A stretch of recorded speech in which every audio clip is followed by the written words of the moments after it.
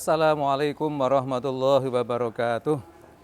Bismillah walhamdulillah wassalatu wassalamu ala rasulillah Sayyidina wa maulana Muhammad ibn Abdullah wa ala alihi wa sahbihi mawala wa la hawla wa la quwata illa billah. Qala Allah Ta'ala fi kitabil karim, a'udzu billahi minasyaitonir rajim, bismillahirrahmanirrahim. Ya ayyuhalladzina amanu kutiba alaikumus syiyamu kama kutiba alal ladzina min qablikum la'allakum tattaqun. Ma'asyiral hadirin, ma'asyiral mustami'in mustami'at rahimakumullah. Puasa Ramadan adalah kewajiban yang diberikan Allah untuk orang yang beriman agar mendapat derajat takwa. Orang yang bertakwa namanya muttaqin. Jadi antara orang mukmin, karena ini khitabnya orang mukmin, amanu, iman menuju takwa. Ini ada jarak. Jaraknya inilah yang perlu kita manfaatkan yang sebaik-baiknya. Karena jarak antara muttaqin dengan mukminin ini ada halangan-halangan yang harus kita hadapi. Apa halangannya? Orang mukmin menuju takwa ada halangan banyak sekali, baik yang datang dari pribadi maupun dari luar.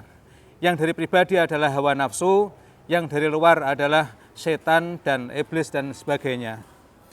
Oleh karena itu, Allah memerintah agar mukmin menuju muttaqin, ini ada halangan yang harus dihadapi, diantaranya melalui puasa. Ma'asyiral hadirin, ma'asyiral mustami'in rahimakumullah. Karena apa? Baik buruk seseorang akan ditentukan oleh hatinya. Lah hati itu sendiri baik bila mana diisi oleh akal. Hati akan jelek bila mana diisi oleh nafsu. Sementara jarak antara hati dengan akal lebih jauh dibanding jarak antara hati dengan nafsu, karena nafsu bersumber dari perut. Lah nafsu inilah yang harus kita kendalikan. Kendali yang paling utama adalah melaparkan perut sehingga nafsunya bisa terkendali. Bila terkendali maka akallah yang menguasai hati dan insya Allah akan jadi orang baik. Memang sejak dulu, sejak diciptakan, namanya nafsu itu selalu jelek. Ketika Allah menciptakan akal, langsung diperintah, wahai akal menghadapkah? Maka dia menghadap dan ditanya oleh Allah, siapa engkau, siapa aku? Akal menjawab, engkau Tuhanku dan saya adalah hambamu. Tapi ketika nafsu diciptakan oleh Allah, siapa engkau, siapa aku? Menghadap saja nggak mau. Disuruh menghadap nggak mau, ditanya itu langsung menjawab, saya, kamu ya kamu. Akhirnya Allah menghukum, mengazabnya di neraka jahanam selama 100 tahun. Setelah dihukum selama 100 tahun, ditanya lagi, wahai nafsu, siapa kamu dan siapa saya? Dia masih menjawab, saya, kamu ya kamu. Akhirnya Allah menghukum lagi 100 tahun di neraka kelaparan. Karena neraka itu macam-macam, ada neraka yang panas, ada neraka yang sangat dingin, ada neraka yang kelaparan. Ini yang lapar ini. Ketika dia dihukum di neraka yang lapar selama 100 tahun, maka setelah itu dia ditanya oleh Allah, siapa engkau, siapa saya? Dia menjawab, ya engkau Tuhan, saya adalah hamba. Maka kalahnya nafsu adalah dengan kelaparan.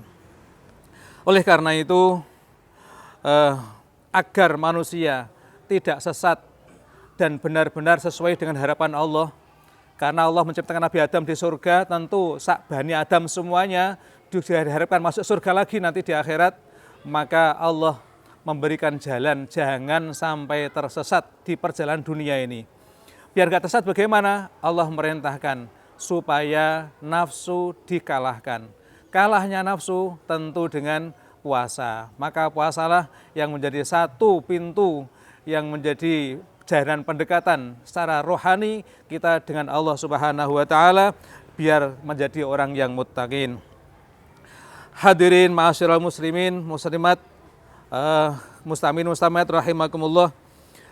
Dan cara seperti ini Allah lakukan sejak dulu.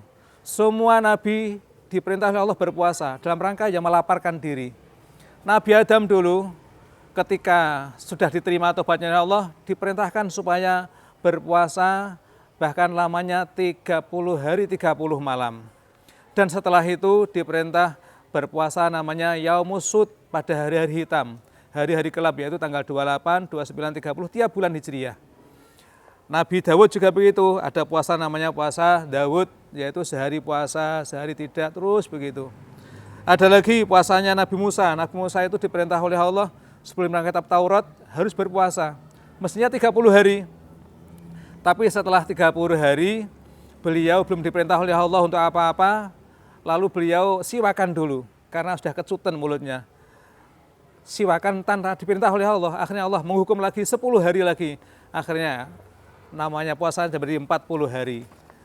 Itulah puasa Nabi Musa. Jadi nabi-nabi semuanya berpuasa.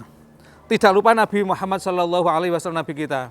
Kita tahu bahwa Al-Quran yang pertama kali turun juga Nabi sedang bertirakat, berpuasa tirakat di dalam Gua Hira.